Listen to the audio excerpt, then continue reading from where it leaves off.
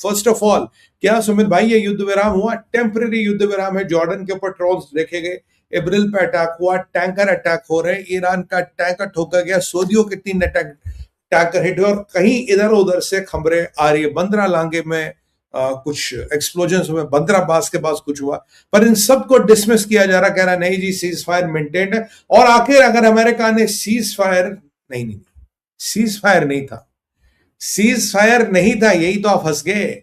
Cease fire नहीं था sir, जो अमेरिका 14 दिन से बॉम्बिंग कर रहा था उसको रोका क्यों गया? अगर 14 दिन की बॉम्बिंग को रोकना सीज फायर है तो मैं आपको मालूं ये सीज फायर की डेफिनेशन गलत है, ये कोई सीज फायर नहीं है। 14 दिन की बॉम्बिंग फिलहाल रोक ली गई है अमेरिका द्वारा। क्यों? कारण क्या है?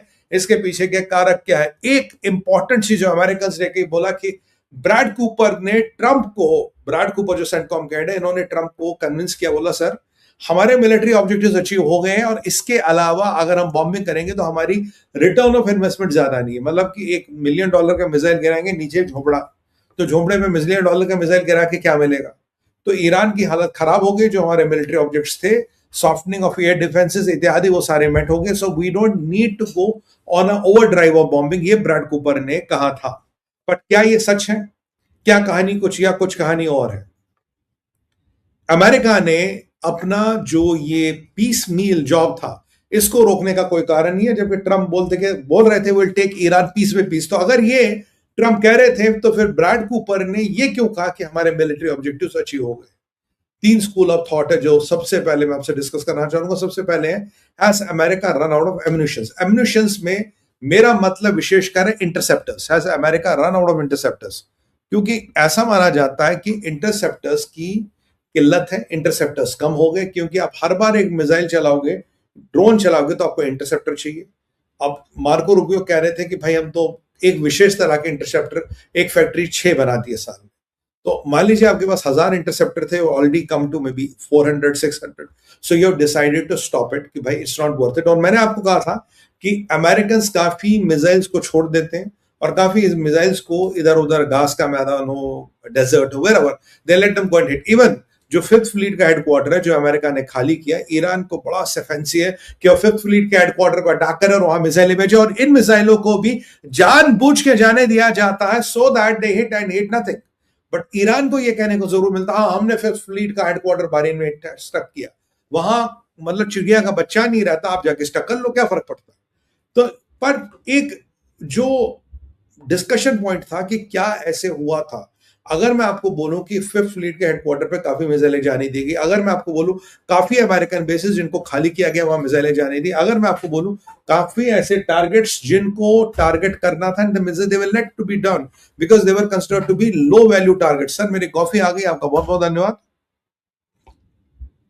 ये आ गई है। और अगर ये सारी चीजें हुई तो हुआ क्या?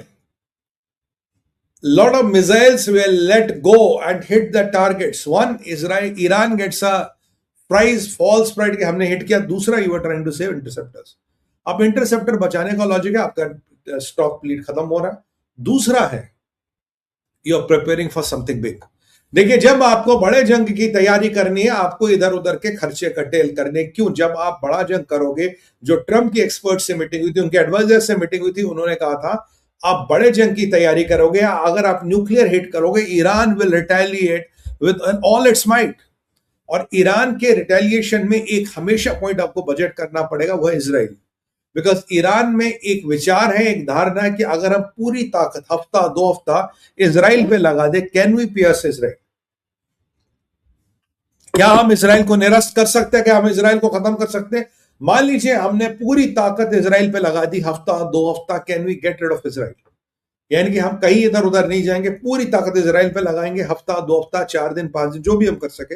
और अगर आधी मिसाइलें भी, अगर हमने 2-5% मिसाइलें भी निकलवा दी शील्ड से, तो इजराइल का बहुत बड़ा नुकसान होगा। और if we are lucky we can end up a substantial part of Israel. ये थॉट प्रोसेस है, इसको भी बजट किया जा रहा है। तो यानी कि जब आप ये चीजें देखते हैं, इसके बाद समीकरण युद्ध के टोटल बदलते हैं। तो एक, इंटरसेप्टर्स कम है, दूसरा काफी मिसाइलों को जाने दिया, तीसरी बात है आप बहुत बड़े युद्ध की तैयारी कर रहे हो, क्योंकि नेतन्याहू भी जा रहे हैं, चीजें और हो रही हैं, और ट्रंप कह चुके हैं कि पिकैक्स माउंटेन हो या न्यूक्लियर साइट्स हो, उनको हम अटैक करेंगे।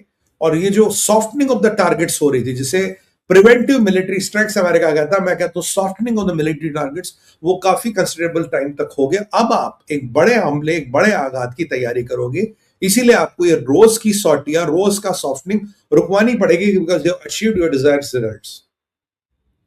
बट एक परिस्थिति वह भी है कि अगर वाकई में इंटरसेप्टर कम है, then the rules of the game change. But अगर मैं देखता हूं कि जितने पैरामेडिक्स इन्होंने मिडल ईस्ट लाए, जितने हथियार इन्होंने मिडल ईस्ट लाए, मैं ये नहीं मानता कि इनके पास इंटरसेप्टर कम है, इनके पास इंटरसेप्टर परिपूर्ण मात्रा में। और अब नई टेक्नोलॉजी भी आई है। जब अमेरिका के यूनाइटेड नेशंस के एम्बेसडर से यही सवाल पूछा गया, वो कह रहे नहीं नहीं, उन्होंने ये तो जरूर कहा कि हम इंटरसेप्टरों को जाया नहीं करने देना चाहते, बट उन्होंने कहा कुछ नई टेक्नोलॉजीज भी आ गई, कुछ नई चीजें भी आ गई है। तो सवाल ट्रंप से पूछा गया, क्या has America run out of ammunition, क्या आपके पास एम्युनिशन नहीं है? ट्रंप ने कहा हमारे पास सारा एम्युनिशन है। Now we are going with some low cost technologies as interception. Laser is one of them, drones are one of them, and there are few more technologies which are being developed, जिनको develop करके ये सब कार्रवाई हो सकती है।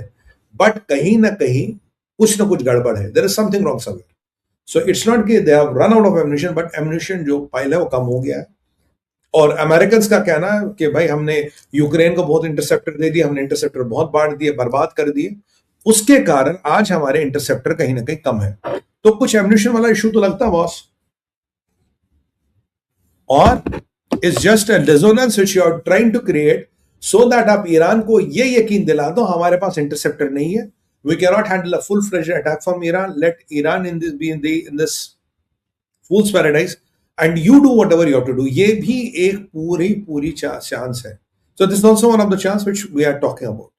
बाकी problem बहुत बढ़ गई है, क्योंकि अगर आज आप देखें, अरामको की 2 मेजर साइट्स को हूथियों ने हिट कर दिया है, और सऊदी अरबिया की गवर्नमेंट कंपनियों की 2 एक साइट्स को और हिट कर दिया गया। One of the Aramco sites near Riyadh, उसका प्रोडक्शन बंद कर दिया, उसमें भयंकर आग लगी है। और ये जबकि सऊदियों ने अटैक किया था हूथियों के, उसके रिटेलिएशन में हूथियों ने ये किया, और बहुत भयंकर लॉस हो रहा है। और यहाँ पोजीशन ये है कि आप स्ट्रेट ऑफ हॉर्मुज से बारबन मंडेल से तेल नहीं बेच पा रहे। आपके 4 टैंकर हिट कर, 3 से 4 टैंकर सऊदियों के लास्ट 24 घंटे में हिट हो गए। और यहाँ समस्या कुछ और है, क्योंकि मैं आपको एक कहानी सुनाने वाला जिसमें आपको मजा आने वाला हूं। मैं आपको ईरान की टॉक्स के बाद सऊदी के लेके, और ट्रंप का इसमें क्या फायदा, इस सऊदी की डील में ट्रंप का क्या फायदा, उसको लेके मैं आपको एक छोटा सा घटनाक्रम के बारे में सचेत कराने वाला हूं, बस थोड़ी देर के बाद। तो ये था हमारा पहला विषय, अमेरिकन एमओ ओवर, क्या कहानी है इंटरसेप्टर्स की, क्या कहानी। अब आते हैं दूसरे विषय पे, which is very fascinating. What is Benjamin Netanyahu doing in America? Finally, Netanyahu is in a plane. अभी 1-2 घंटे पहले जहाज में बैठे, कुछ डिले हो गए। He is on the way to America with his wife. अब अमेरिका में नेतन्याहू का एजेंडा क्या? 5 से 6 पॉइंट का एजेंडा। याद कीजिए, नेतन्याहू को ट्रंप ने जब से वो एमओयू साइन किया था, इस्लामाबाद मेमोरेंडम जो हुआ करता था, ट्रंप ने नेतन्याहू को टाइम नहीं दिया। नेतन्याहू ने कहा मैं लिंडसे ग्राहम के फ्यूनरल में जाऊंगा, फिर उन्होंने कहा यार खाली फ्यूनरल में तो नहीं जाऊंगा, मैं ट्रंप से भी मिलूंगा। पर डोनाल्ड ट्रंप है कि आपको टाइम नहीं दे रहे थे। फाइनली डोनाल्ड ट्रंप ने टाइम दिया, टाइम क्या, अब तो बहुत कुछ होने वाला। तो नेतन्याहू के एजेंडा पे क्या क्या चीजें,